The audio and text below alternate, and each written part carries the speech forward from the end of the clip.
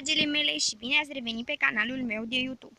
Astăzi, după cum vedeți, suntem în natură și mă pregătesc pentru a face un cover al piesei Despacito, varianta în română, cântată de Cătălina Gheorghiu. Să începem!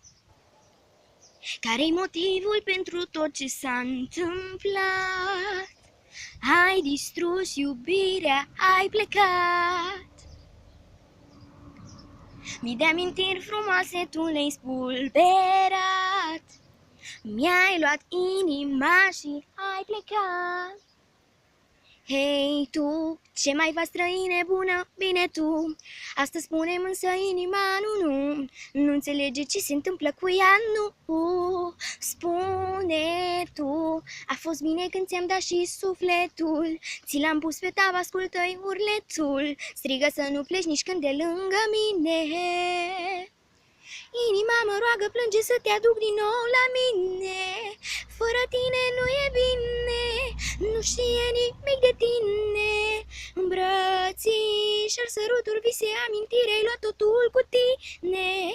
Ai furat totul din mine, pe mine nu m-ai luat cu tine. Îmi amintești ce planuri făceam zi de zi. Mă vedea mireasa ta, să știi.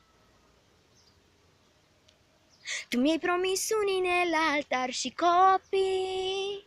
Acum am un suflet plin de nostalgii. Hei tu, ce mai faci, străine bună, bine tu. Astăzi spune-mi însă inima nu înțelege ce se întâmplă cu ea, nu. Spune-mi tu, a fost bine când ți-am dat și sufletul. Ți l-am pus pe tavă, ascultă-i urletul. Strigă să nu pleci nici când de lângă mine. Dacă v-a plăcut acest videoclip, lăsați-mi în comentarii ca să știu dacă voi mai face astfel de videoclipuri. Vă pup, pe data viitoare!